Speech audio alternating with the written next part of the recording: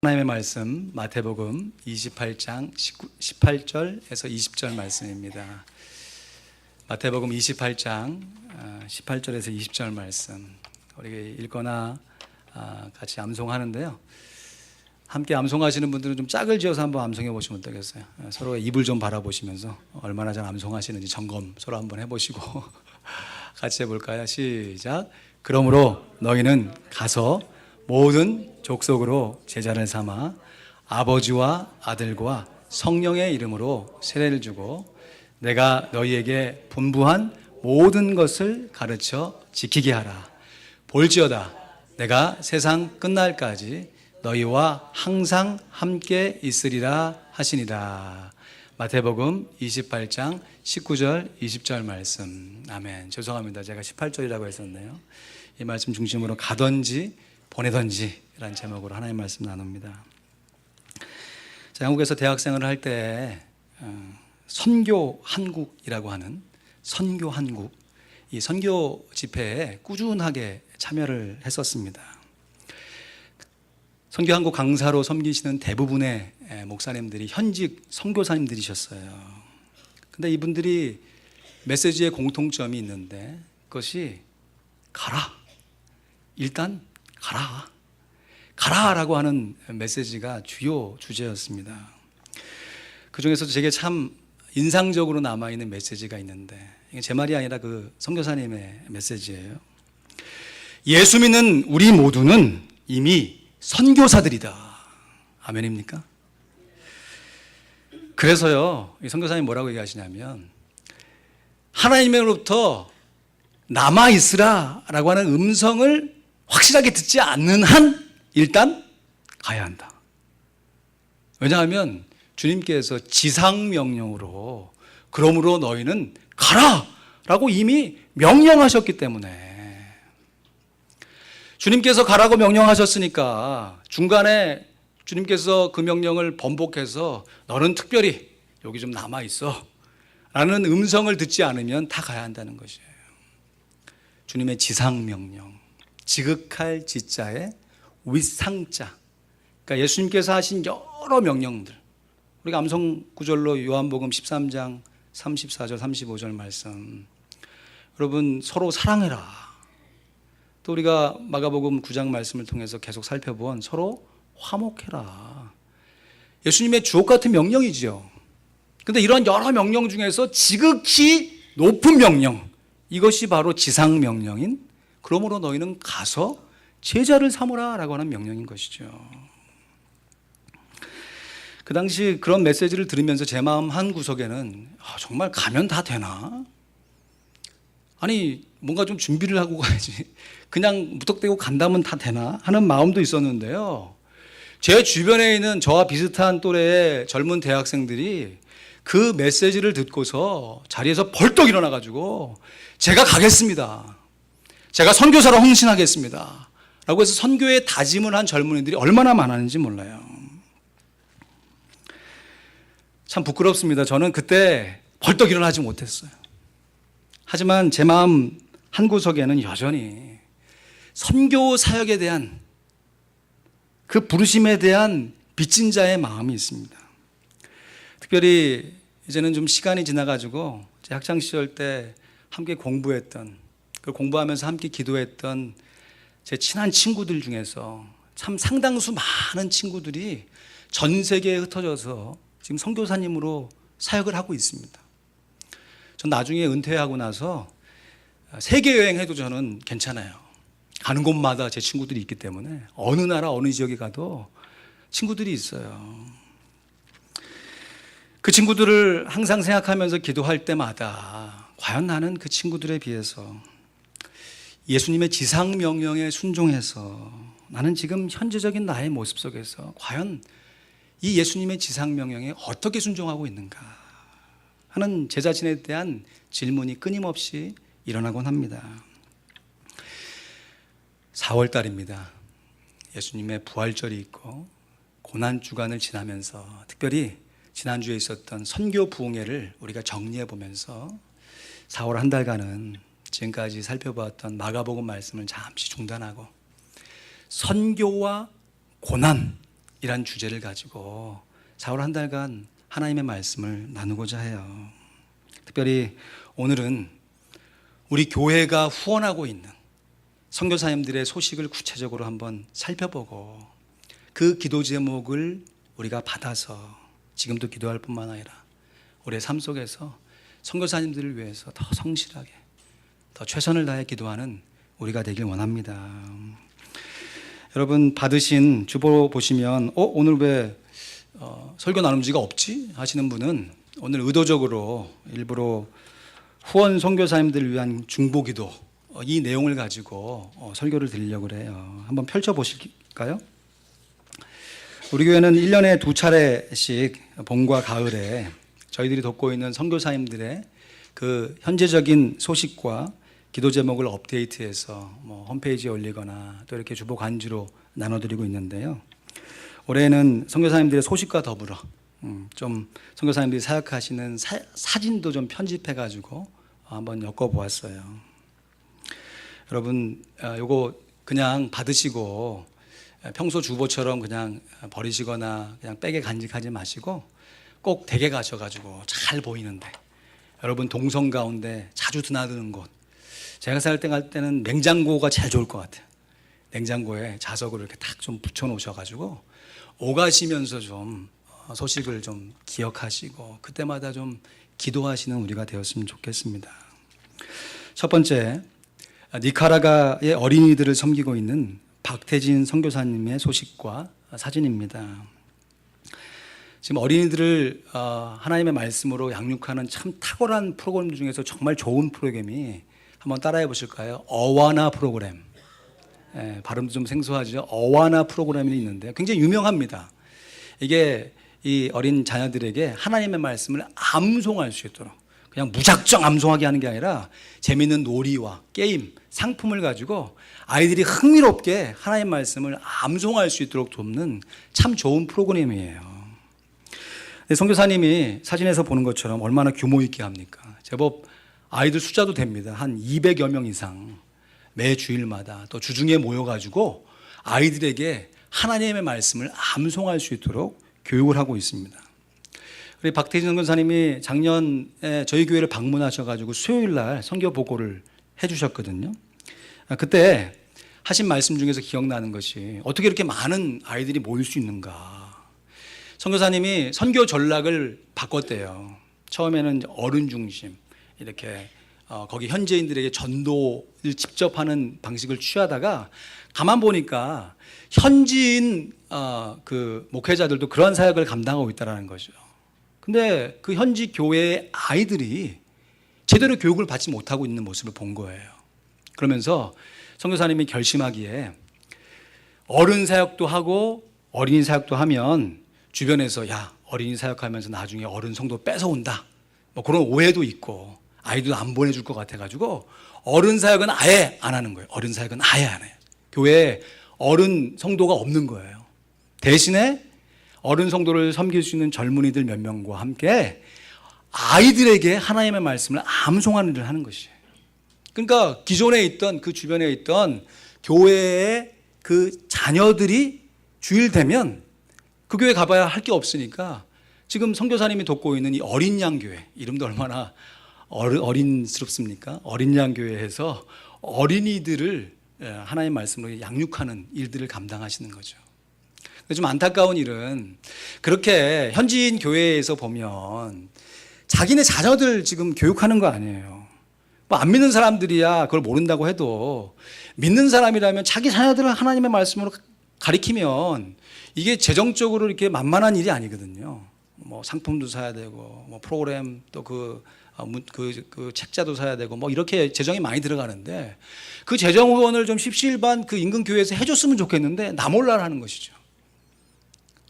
저 미국에서 선교사님 오셔가지고 알아서 하시겠지 하고 그냥 나 몰라 한다는 것이에요. 그것을 좀 교육도 시켜가면서 현지인과 함께 협력 사역을 하면서도 우리가 후원할 때 특별히 이 어린 아이들에게 하나님의 말씀을 암송하는 이 일을 우리가 함께 동참하게 되는 것입니다. 그럼 기도모 제목 보시면 첫 번째 가장 열심히 성경 암송에 임한 아이들을 특별히 격려하는 시상식도 가졌습니다. 올해도 많은 아이들이 어린 양 교회에서 말씀을 더 알아가도록 기도해 주시고요. 두 번째, 니카라과 기독교 교회 연명, 어떤 그 문장이 약자 같습니다. 에크로놈인데 CEPAD와 협력이 긴밀하게 이루어질 수 있도록, 그래서 자녀들을 계속해서 위탁 교육할 수 있는 일들이 있을 수 있도록, 또 온 가족이 건강하게 선교 사역을 잘 감당할 수 있도록, 선교사님의 같은 어린이에요. 아직 아들 2명이 같이 현지에서 자라면서 함께 사역을 돕고 있거든요. 이번 5월에 우리 교회에서 니카라가 단기 선교팀이 가게 되면 주중에 하고야 되는 이 언어 사역에 함께 동참할 것입니다. 실제로 필요한 내용들이 무엇인지 우리가 구체적으로 살펴보고 이후에 우리가 재정적인 또 필요한 그 물품을 공급하는 그 사역에 함께 동참하려고 합니다. 두 번째, 헝가리의 빈민과 난민을 섬기고 있는 김은근 선교사님의 소식과 기도 제목입니다.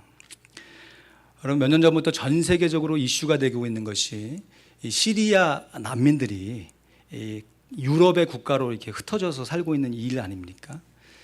세계 정세에 참 큰 지각변동이 일어나고 있는데, 그 유럽의 나라들로 흩어지기 전에 난민들 대부분이 어디로 모이게 되냐면 이 헝가리로 모이게 되는 것이에요. 그러니까 헝가리가 이 난민들의 이 중간 집합소 같은 역할을 하게 되는 거죠. 김은기 선교사님이 그 전부터 이 헝가리 사역을 하면서 대부분 사역이 뭐냐면 집시들, 말이 좋아서 집시들이 홈리스들이죠. 막 마약하고 술 먹고 그냥 인생을 포기하면서 살아가는 그 사람들에게 복음으로 또 그 사람들의 필요를 채워가면서 사역을 하시다가 난민들이 오니까 그 사람들 어떻게 하겠어요? 그러니까 난민들도 함께 돌보고 먹이는 사역을 감당하시는 것이에요. 소식 보시면 올해도 집시 가정의 어린이들, 청소년들에게 예배와 교육, 건전한 체력, 섬김 사역에 주력하고자 합니다. 그러면서 기도 제목으로 일주일 단위로 저희 루틴 사역을 위해 기도해 주세요. 이제 선교사님의 사역이 어느 정도 안정권에 들어서서 이렇게 일주일 단위로 꾸준하게 하셔야 할 일들이 있는 것이죠. 주일 보면 쇼 빌라고샤, 빌라고샤인 것 같은데 지역 이름 같습니다. 그 개혁교회 대예배를 인도하시고 급식하는 사역, 주일학교 예배와 각종 활동을 하시고요. 월요일은 허타르역, 어떤 기차역이나 아니면 버스역인가 봐요. 거리교회 예배와 급식, 또 부다페스트 남부역 거리교회 예배와 급식, 또 이발사역을 하시고, 또 수요일에는 살라시스 공영주택가 집시 가정교회 예배를 인도하시고, 감사한 것은 다니엘 성경공부반, 그 현지인들을 대상으로 제자훈련을 지금 하고 있는 모습을 우리가 알 수 있는 것이죠. 또 목요일에는 개인적인 일들을 돌보시면서 좀 쉬시고, 금요일에 회시 슬럼과 집시 가정과 어린이들을 방문하는 사역을 하시고, 토요일에는 토요 영어학교, 그것도 성경을 가지고 현지 어린이들을 섬기는 사역을 하시고, 체력 단련, 선교사님 체력 단련하는 게 아니라 그 어린이들 건강하게 자랄 수 있도록 그런 프로그램을 갖고 하고, 또 저녁에는 할렐루야 성경 공부반이라고 해서 또 제자 훈련을 또 실시하고 계십니다. 자, 이 기도 제목으로 기도하면서 제 마음 가운데 드는 생각은, 이 선교사님이 선교사의 마음도 있지만 목회자의 마음이 좀 더 크시구나 하는 마음의 감동이 있었습니다. 마치 우리나라 옛날에 조선시대에 정말 아무것도 없는 그 상황 가운데 조선을 조선인보다 더 사랑하셔서 복음 들고 들어오셔가지고 선교하셨던 그 많은 외국인 선교사님들처럼 이제 선교사님이 그곳에 오래 머물면서 헝가리인보다 더 사랑하시면서 그 현지인들을 위해서 애쓰고 수고하시는 그 모습, 그리고 이제는 제자 훈련을 시켜서 그 사람들의 재활과 갱생뿐만 아니라 그 사람들이 또 다른 사람들에게 복음을 증거할 수 있도록 제자 삼는 일을 감당하고 계신 것이죠. 세 번째, 필라델피아 빈민가를 섬기고 있는 김앤디 목사님의 소식과 기도 제목입니다. 제 생각과 바람은 이 필라델피아는 우리 교회 중고등부 학생들과 청년부 학생들이 직접 방문해가지고 선교사님의 사역을 실제적으로 돕고 올 수 있는 일들이 열렸으면 좋겠어요. 물론 빈민가라고 해서 안전상 문제가 좀 있을 수도 있겠습니다. 하지만 선교사님이 지금 이게 오랫동안 한 지역에서 사역을 하셨기 때문에 그 지역에 있는 사람들을 대부분 아실 거예요. 그리고 선교사님의 자녀들이 거기서 지금 자라고 있기 때문에 우리 자녀가 가도 뭐 밤에 혼자 막 돌아다니면 위험하겠지만 낮에 안정된 공간에서 사역하면 얼마든지 선교 사역 감당할 수 있습니다. 우리 자녀들이 1년에 한두 차례 수련회를 가는데 이렇게 좀 먼 거리긴 하지만 차 타고 다니면서 이렇게 서로 교제도 하고 가서 실제적으로 노동으로 또 봉사로 섬기고 오면 얼마나 좋겠어요. 우리 교회 EM 사역이 더욱더 활성화가 되어서 필라델피아로 우리 젊은이들이 단기 수련회를 갔다 올 수 있는 날이 속히 오기를 간절히 소원합니다. 아멘입니까? 네, 저만 소원하는 거 아니었으면 좋겠습니다. 기도 제목 보시면 첫 번째, 건물 수리 공사가 잘 마무리될 수 있도록 기도해 주시고요. 티네이저인 새 자녀를 위해서 여전히 위험하고 열악한 환경이기 때문에 또 애프터스쿨 케어를 통해서 많은 어린이들을 하나님께로 인도할 수 있도록, 네 번째, 크리스찬 직업학교인 보카치오가 잘 운영될 수 있도록, 그래서 그 홈리스들이 직업을 갖고 재활과 갱생을 통해서 삶의 모습들을 찾아갈 수 있도록 후원회사가 연결되고 기술 후원이 연결될 수 있도록. 여러분, 일단 사역을 방문하고 오면 우리의 기도 제목이 더 분명해질 것입니다. 올해는 우리가 니카라구아로 가지만 내년에는 또 가기가 어렵잖아요, 해외로. 내년에는 우리 중고등부 학생들, 청년들 중심으로 또 함께 갈 어른들 해가지고 필라델피아에 우리가 함께 시간을 내어서 갔다 왔으면 참 좋겠다는 마음이 있습니다. 네 번째, 말레이시아 원주민을 섬기고 있는, 한 장 넘겨보실까요? 뒷장 보시면 이경근 선교사님의 소식과 사진입니다. 다음 제가 소개하는 내용은 지난 3월, 제 기억에는 한 2일 정도에 선교사님이 카톡으로 저에게 안부 인사를 보내오신 내용입니다. 제가 읽어드릴게요. 존경하는 목사님, 그간 잘 계셨지요? 미국 교회도 어려우실 텐데 보내주시는 귀하고 귀한 헌금 감사합니다. 선교사에게 큰 힘이 되어 감사합니다. 여기는 북한의 김정남이 공항에서 피살되어 좀 시끄러워요. 이 일로 말레이시아 정부는 공항 경계와 이민국 심사를 강화하고 있습니다. 이슬람 나라인지라 저희 선교사들은 장기 비자를 받을 수 없기에 입국의 어려움을 더욱 겪게 될 것 같습니다. 세상은 난리의 소문들로 가득하고 선교는 어려워지고 주님 오실 때가 되었나 하고 생각도 해봅니다. 이럴 때일수록 기회가 주어졌을 때 복음을 열심히 전해야 할 듯합니다. 목사님께서도 주 안에서 항상 강건하시고 기도의 능력으로 승리하시기를 기도합니다. 교회에도 안부 부탁드립니다. 선교사님의 안부 인사를 이제서야 전하게 되어 죄송합니다. 제가 오늘 이러한 기도 제목으로 함께 우리 성도들과 함께 설교 시간에 함께 말씀을 나누고 선교사님 소식을 나누고 기도할 거라고 이경근 선교사님께 카톡으로 보냈거든요. 그때는 답장이 또 왔어요. 목사님 정말 감사하다고, 우리 선교사님들을 기억해 주셔서 감사하다고, 이렇게 구체적으로 기도해 주시니까 마음에 부담이 생겨서 더 열심히 선교 사역에 매진하겠노라 라고 하는 답장을 주셨습니다. 기도 제목 보시죠. 선교사님이 세우신 살라맛 교회, 은혜의 장막교회 교인들이 믿음으로 자라고 복음의 증인이 되도록, 특별히 은혜의 장막교회는 하나님께서 예비하신 예배 초소를 얻을 수 있도록 기도해 주십시오. 여러분, 짧은 기도 제목이지만 기도 제목을 통해서 선교사님의 사역을 엿볼 수 있습니다. 이제 선교사님은 그냥 맨 땅에 헤딩하듯이 원주민들에게 복음을 증거하는 그 단계를 넘으셔서 거기에 있는 현지인들을 제자 훈련시키시고, 그 현지인들이 지금 뭐가 되게 해달라고 기도해달랍니까? 복음의 증인 되게 해달라고 기도합니다. 이젠 또 다른 세대의 그 사역의 모습을 감당하시고자 하는 선교사님의 모습이 있는 것이죠. 두 번째 기도 제목, 원주민 마을들의 이슬람화를 시도하는 가운데서도 보티교회, 포라야 교회 등 원주민 교회들이 정부의 회유와 협박에 넘어가지 않고 믿음을 지킬 수 있도록. 말레이시아가 생각보다 강경한 이슬람 국가입니다. 정말 엄청납니다.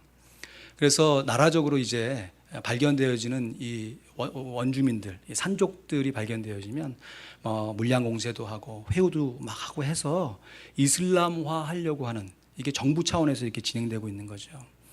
이를 막고 선교사님이 복음을 증거하는데 열심을 낼 수 있도록 신변과 안전을 위해서 여러분 기도해 주시고, 특별히 세 번째, 선교사님 부부의 말레이시아 장기 체류 비자가 잘 해결될 수 있도록 기도해 주십시오.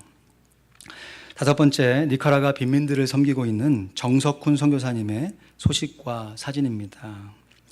개인적으로 이번 5월에 있는 니카라과 단기 선교를 통해서 정말 경험해보고 싶은 사역이 이 정석훈 선교사님이 섬기고 있는 길거리 예배와 섬김의 사역입니다.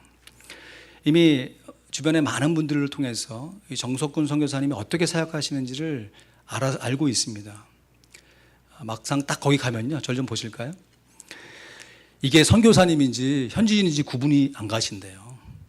거기에 현지인들하고 먹고 자고 해가지고 이제는 이게 선교사님인지 이 사람이 현지인인지 구분이 안 갈 정도로 그 모습으로 함께 현지인들과 먹고 자고 하면서 예배를 인도하시고 또 필요한 사람들에게 도움을 주시고 계시거든요. 근데 이분이 성격이 좀 꼼꼼하신 분인 것 같아요. 한 번도 아직 만나본 적이 없습니다. 어떻게 알 수 있냐면 선교 일기를 매일같이 쓰세요. 매일같이. 그것도 오늘 하나님 감사합니다 몇 줄 쓰는 게 아니라 두세 장씩 막 써요. 거기다 막 사진도 막 붙여놓고, 이게 한 주에 하는 게 아니라 하루에 한 번씩 그렇게 하시는 거예요. 근데 그거를 저나 우리 선교팀에게 요즘엔 좀 뜸하게 좀 보내시는데 언제는 매일같이 보내시는 거예요. 매일같이. 그게 와서 처음에는 야, 이게 무슨 내용이라고 보다가 나중에는 이게 무슨 내용인지 알 수가 있어야지. 선교사님은 의미가 있죠. 같이 만난 사람 사진도 올려놓고 그 사람 이름도 막 써놓고 거기에 관계되는 에피소드를 막 얘기하는데, 저는 이 사람이 어떤 사람이지, 이 사람하고 무슨 사건이 있는지 잘 머릿속에 그려지지가 않으니까 처음 죄송합니다만 좀 읽다가 나중에는 보내오면 끝까지 못 느끼겠는 거예요. 끝까지 못 느끼겠는 거예요. 그걸 아셨는지 요즘에는 좀 뜸하게 보내시기는 하는데, 그래서 우리가 단기 선교 가야 돼요. 물론 거기에 들어가면 비용이 들지요. 경제적인 논리로만 따지면 그 비행기 싹 다 껴가지고 현지인들 투자하자, 선교하자 하면 효과적일지도 모르겠어요. 그러나 진정한 효과가 뭡니까? 우리가 기도하면 하나님께서 역사하실 줄 믿습니다. 아멘입니까? 우리가 기도할 때 기도줄이 잡혀야 되잖아요. 기도줄이. 선교사님은 안타까운 마음으로 막 선교 소식 막 보내는데 이게 도대체 누가 누군지 알 수가 있어야죠. 그래서 지난 강동호 장로님이 그래도 자세하게 수요기도 시간에 좀 함께 나눴는데, 이번에는 우리 선교팀이 함께 가니까 선교팀마다 한 사람씩 다 보고를 하게 할 거예요. 그러면서 본인이 만난 사람, 본인이 겪었던 사건들을 사진도 멀리서 안 찍을 겁니다. 가까이 그 사람들을 좀 가까이 찍어가지고 우리 성도들과 함께 공유하려고 그래요. 그래서 비록 멀리 떨어져 있지만 그 사람 얼굴도 기억하고 이름 좀 기억하고, 또 기회가 되면 우리도 가지만 거기 있는 사람들을 초청해가지고 미국 구경시켜주고, 여러분 우리 거기에 있는 현지인 아이들을 한 번이라도 미국 구경만 시켜주면 아이들이 달라질 거예요. 우리가 잘 살아라, 열심히 살아라 얘기하지 않아도 야, 또 다른 세상이 있구나 라는 걸 본인 스스로 깨달아서 삶의 목적과 목표를 가지고 열심히 공부할 것이거든요. 우리가 그러한 시작을 하려고 하는데 정말 이 귀한 선교사님 수년 전부터 현지인들과 살고 함께 그 사역을 감당하고 계십니다. 기도 제목 보시죠. 읽으시면서 무슨 감정이 드세요? 마리아와 조나단 때문에 며칠 저희 집에서 살게 되었던 아기 모이세가, 모세를 모이세라고 하나 보죠. 오늘도 저를 보고 아빠라고 부릅니다. 제가 책임져야 할까 봐 지난달에 참 걱정도 많이 했는데 부모가 다시 저희에게 아기를 찾으러 왔습니다. 그때의 상황을 보면서 주님의 귀한 이끄심을 느낄 수 있었습니다. 마리아는 누구고 조나단은 누구겠습니까? 현지에 살아가는 현지인들이죠. 근데 어떤 우여곡절의 상황이 있어서 어린 아기를 선교사님께 맡겨두고 잠깐 어디 가게 되는 상황이 발생됐나 봐요. 선교사님이 아기를 돌보는 것도 감사한데 이게 부모에게 켜야 되는데 하는 안타까운 마음을 가지고 기도했는데, 감사하게도 부모가 제 발로 찾아와서 아기를 데리고 갔다라고 하는 것이 선교 소식에 있는 거죠.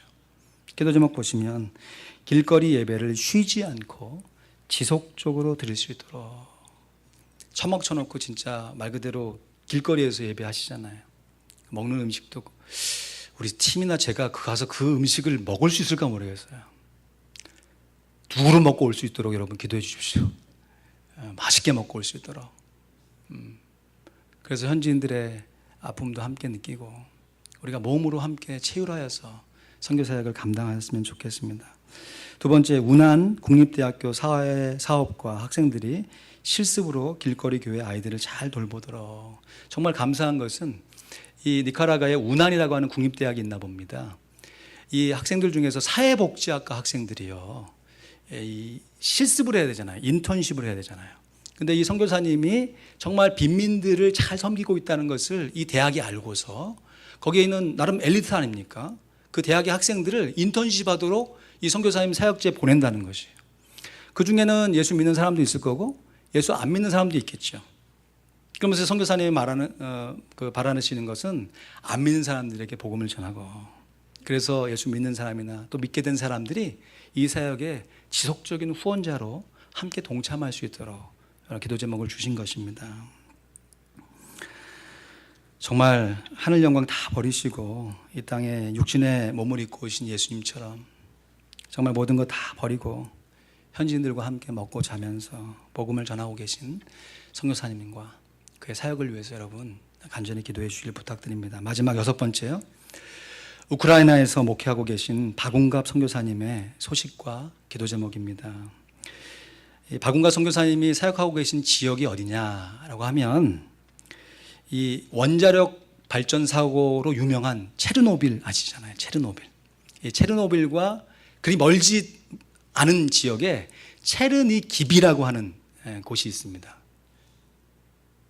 이름도 비슷하지 않습니까? 체르노빌, 체르니깁. 한번 따라해 보실까요? 체르니깁. 네, 오래 기억하시라고요. 이 체르니깁에서 우크라이나 땅인데 여기서 사역을 하세요. 그래서 체르니깁이 어떤 곳인가 인터넷에서 서치를 한번 해봤는데 뭐 그 도시에 대한 설명은 전혀 없고 이 체르니깁에서 선교 사역을 하고 계시는 선교사님들의 활동이 이렇게 쭉 뜨더라고요. 그 중에 반갑게도 우리 교회의 홈페이지에 이 박운갑 선교사님이 체르니깁에서 사역하였던 내용들이 검색이 돼가지고 저희 교회 홈페이지가 소개가 딱 됐어요. 반가운 마음으로 딱 클릭을 해봤더니 2015년 9월에 선교사님이 보내오신 소식을 저희 선교팀에서 이 웹사이트에 올린 내용이에요. 좀 소개해드리면요. 제목이 새로운 개척지 체르니깁 교회입니다. 체르니깁은 우리와 비슷한 시기에 나이가 많은 선교사님 부부가 우즈베키스탄에서 종교 비자 문제로 쫓겨나자 우크라이나 체르니깁에서 침술과 지압으로 교회 개척 사역을 시작했습니다. 처음 시작할 때 사람들이 꽤 모여들었지만 이제 74세의 고령이 되시다 보니 이제 4, 5명의 성도밖에 남지 않았습니다. 사역하시는 동안 믿음 좋은 현지인을 찾아 신학교도 보내고 후임 목회자로 세워야 될 시기를 놓쳤다고 말씀하시면서 우리에게 그 일을 해줄 수 있는지 부탁이 있었습니다. 마침 새로운 사역지를 찾기 위해 기도하면서 여기저기 돌아보는 중에 들려온 소식이라 하나님의 응답으로 알고 결정하게 되었습니다. 그쪽은 북쪽이라 거의가 우크라이나 사람들인데 놀라운 사실은 선교사님이 통역자로 10여 년 동안 길러낸 사람이 고려인이라는 사실입니다. 통역자 한 명을 길러낸다는 것이 보통 일이 아닌데 이것까지도 하나님께서 예비하신 것 같아 정말 감사드렸습니다. 그동안 몇 번 체르니깁을 방문하면서 살피는 중에 마침 정쟁 중이라 교회당으로 쓸만한 빈집이 27,000달러에 나와서 지난주에 2,000달러를 주고 계약을 했습니다. 모든 필요를 아시는 주님께서 채워주시리라 믿습니다. 이 선교의 보고가 2015년 9월이에요. 그 이후에 선교사님이 한국과 미국, 우리 교회도 오셨습니다. 선교 보고를 하시면서 재정 후원을 잘 받으셔가지고 제가 알기로는 작년 가을에 건물 헌당 예배를 하나님께 드리셨습니다. 모든 영광을 하나님께 올려드립니다. 체르니깁 선교사님께서 오셔서 선교 보고할 때 사실은 그 집의 구조를 설명해 주시는데 우리는 대부분 그렇지 않습니까? 겉 안에 뭐 단열재 있고 속 내장 이렇게 하잖아요. 이게 영하 40도까지 내려가는 추위가 있으니까 이 내장재가 2개가 들어간대요. 그래서 벽, 내장재, 벽, 내장재, 벽 이런 식으로 세우고 그 내장재가 이게 뜨거운 물이 이렇게 우리나라 온돌처럼 벽이 이렇게 뜨거운 물이 이렇게 지나가는 구조로 되어 있답니다. 워낙 추운 곳이니까. 그리고 선교사님 농담 삼아 참 허탈하게 웃으시면서 소탈하게 웃으면서 말씀하시는 게 제가 물어봤거든요. 선교사님 그 체르노빌하고 가깝잖아요. 음식 어떻게 드세요? 그랬더니 껄껄 웃으시면서 이보게 방사능 오염이 몸에서 반응하려면 30년이 걸리네. 이 나이에 내가 그 음식 다 먹어서 방사능 오염에 노출되려면 내 나이가 얼마나 되겠나 말씀하시면서 내가 지금 하나님께서 도우심으로 물론 음식 조심해야겠지만 남은 인생 하나님 앞에 되길 원하네 하시는 말씀이 귀에 쟁쟁해요. 여러분 기도 제목 보실까요? 체르니깁 교회 건물 구입이 잘 이루어져서 내부 수리 이제 좀 마지막 남은 일들을 하고 있나 봅니다. 잘 마무리될 수 있도록. 여러분 특별히 지난 우리 교회 오셨을 때 사모님의 모습을 보았더니 반신 정도, 한 3분의 1 정도의 몸을 못 쓰시고 계시더라고요. 중풍에 걸리셔가지고. 네, 중풍 가운데서 선교 생활하시는데 더 건강하실 수 있도록 여러분 위해서 기도해 주시길 부탁합니다. 좀 마무리해 볼까요? 오늘 본문의 말씀 암송 구절입니다. 우리 한 번 더 암송합니다. 시작. 그러므로 너희는 가서 모든 족속으로 제자를 삼아 아버지와 아들과 성령의 이름으로 세례를 주고 내가 너희에게 분부한 모든 것을 가르쳐 지키게 하라. 볼지어다 내가 세상 끝날까지 너희와 항상 함께 있으리라 하시니라. 아멘. 이 말씀은 부활하신 예수님께서 이제 승천하시기 바로 직전에 마지막으로 제자들에게 명령하신 지상명령, 지극히 높은 명령이에요. 그러므로 너희는 가서 명령하셔서 제자들이 어떻게 했습니까? 갔어요. 이 말씀에 순종해서 선교사님들이 갔습니다. 우리도 가야 할 줄로 믿습니다. 아멘입니까? 아멘이 별로 없으시네요. 그렇다면 이러한 명령을 하신 예수님께서 제자들을 보내셨습니다. 제자들을 안디옥 교회가 선교사로 파송했고 이미 나가 있는 선교사님들을 파송한 수많은 교회들이 있습니다. 우리들도 보내야 할 줄로 믿습니다. 그래서 결론적으로 우리에게 주어진 선택은 2가지예요. 지상명령을 받들었던 제자들처럼 가든지 아니면 예수님의 지상명령을 말씀하셨던 예수님처럼 보내든지 가든지 보내든지 우리들이 직접 가든지 우리가 직접 못 가면 우리의 자녀들을 보내고 선교사님들을 보내고 우리가 직접 선교사가 내가 나가든지 아니면 이미 나가 계신 선교사님들을 후원하든지. 여러분 지난 선교 부흥회 때 둘째 날 저녁으로 기억합니다. 유상 목사님이 만나셨던 수많은 북한 성도들 그 중에 한 사람 북한의 곡산에서 선교사님을 찾아왔던 한 청년 선교사님 만날 때 나이가 16살이었대요. 말씀을 드리면서 나는 16살 때 뭐 했지? 내가 16살 때 나는 뭐 했지? 목회자가 되기 위해서 혹시 하나님께서 외교관으로 나를 사여주시면 어떡할까 하는 꿈을 갖고 공부하고 있었던 그때였던 걸 기억해요. 그 청년이 목사님께 이렇게 질문을 합니다. 목사님, 저 하루에 20원 벌어요. 그래, 그래서 청년이 목사님을 향해서 목사님 저 하루에 20원 법니다. 그래, 그래서 어땠는데? 다른 대답은 안 하고 목사님 저 하루에 20원 법니다. 목사님이 동일한 말씀으로 얘기하는 것을 감으로 알아차리고 그래 내가 무엇을 해줄까? 목사님 제가 하루에 20원 벌어서 한 달을 사는데 그 번 돈의 11조를 드릴 교회가 없습니다. 선교사님의 말씀 가운데 그 청년이 1972년생이라고 말씀하셨어요. 제가 1972년생입니다.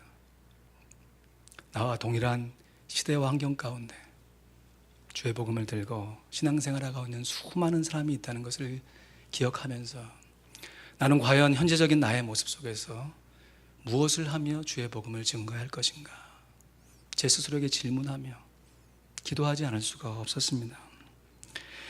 올여름에 제 개인적으로는 LA를 꼭 방문하려고 그래요.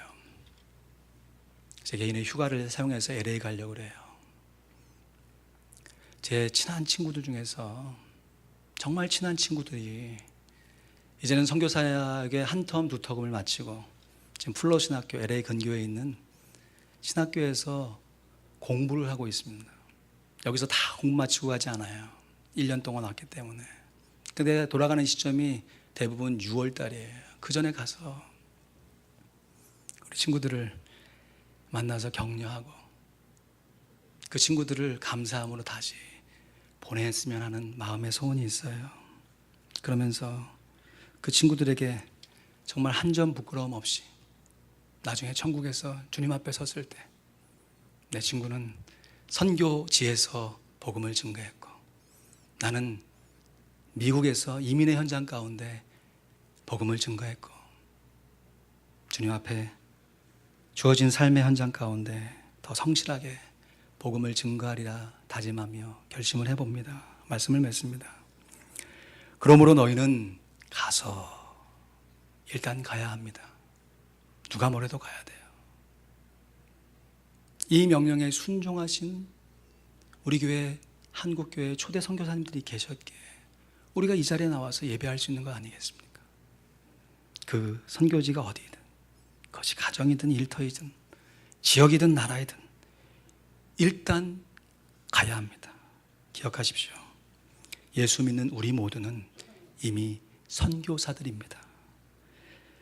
현재 남아있으라 라고 하는 주님의 음성을 확실히 듣지 못했다면 일단 가야 하는 것이에요.